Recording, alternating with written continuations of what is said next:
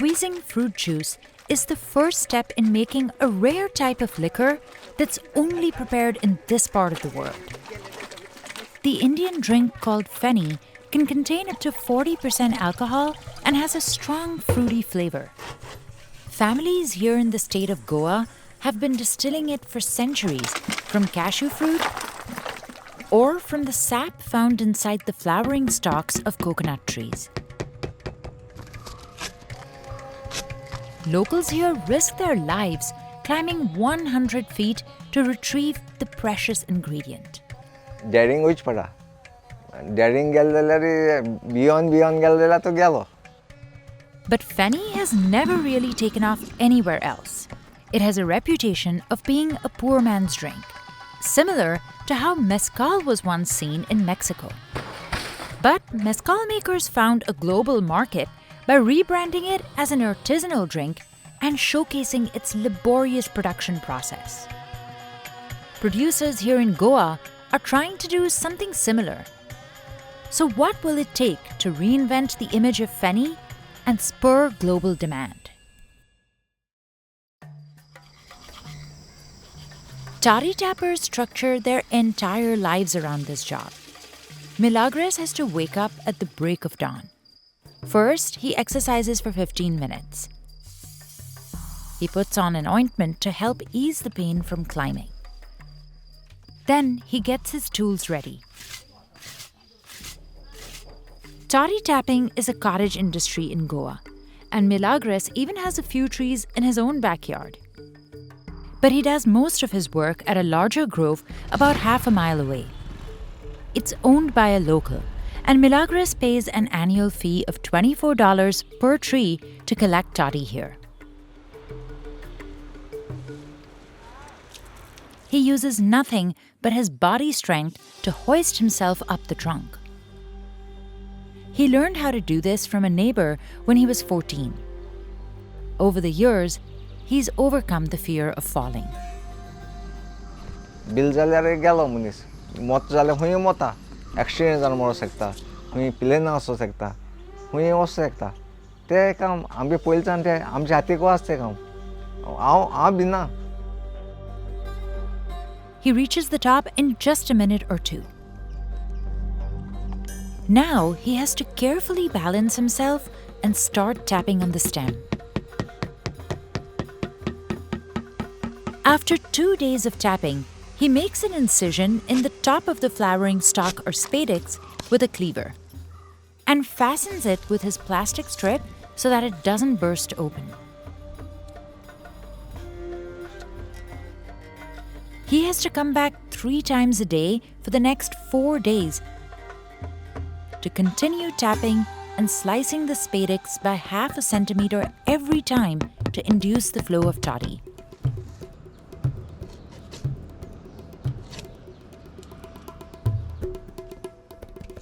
Then he places a clay pot to collect the sap. Milagres climbs about 10 trees a day, and he has stalks at different stages of the process throughout the grove. At 55 years old, he still works 7 days a week.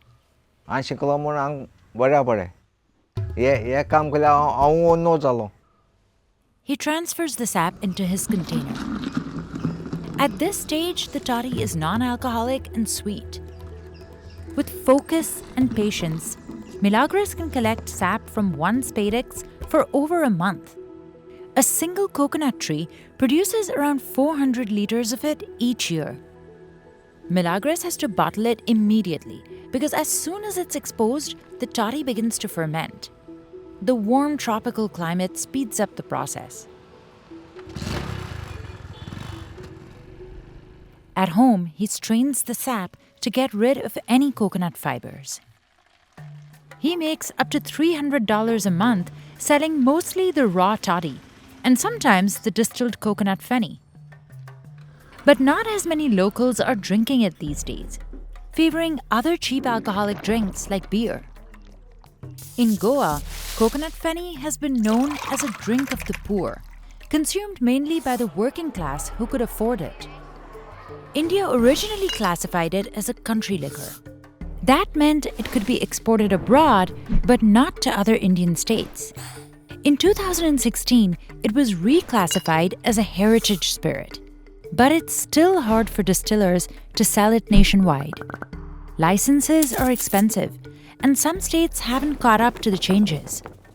Meanwhile, India has become one of the fastest growing alcohol markets in the world. The boom is driven mostly by spirits like whiskey and tequila. But artisanal drinks are gaining popularity too, and distiller Hansel Vaz is hoping to cash in on that trend. He's marketing coconut Feni as a premium brand, a drink that's made with high-quality ingredients and handcrafted with care. From what I'm seeing right now, we're getting a lot of international chatter about this spirit. We're not copying a gin, we're not copying a whiskey. This is an original spirit from the soul of India. He hopes the organic nature of this drink will appeal to connoisseurs. It's even distilled in a unique way. Workers pour the sap into a traditional clay pot and seal it with mud. Next, the pot is heated on high flames till it releases vapors. These pass through a pipe to a tank where they condense and drip out.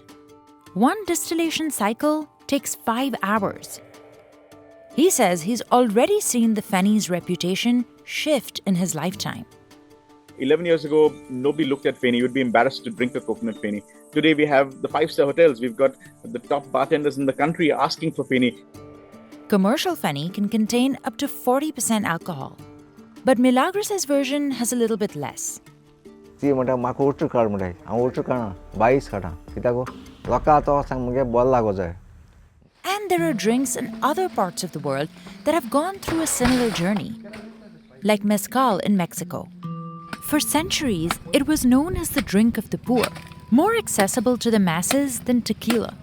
But it has soared in popularity in recent years as Americans fell in love with its smoky flavor, which comes from cooking agave hearts in an earthen oven that is built from scratch. After 5 days, the cooked fruit is removed and crushed by placing it in this molino or grinder. A horse pulls the stone, which weighs a whopping 1,000 pounds. Next, the agave fibers are moved into these vats and left to ferment with water. Naturally occurring yeast gets to work eating the sugar and converting it into alcohol. After about a week, the mixture is transferred into heated tanks for distillation. As the agave fibers heat up, the alcohol vapor rises. It travels through this tube, condenses, and drops into an awaiting jug. Mezcal production in Mexico jumped 400% from 2014 to 2020. Now, the US market for mezcal is bigger than Mexico's. Tappers in Goa are also doing their best to promote coconut Feni. They're pushing for a geographical indication tag that would make Goa the only place to authentically produce it. Another type of Feni made from cashews already has this classification. It is a great spirit with a great story and a great culture, but we've not been able to put it out. Like toddy tapping, this is also a traditional business.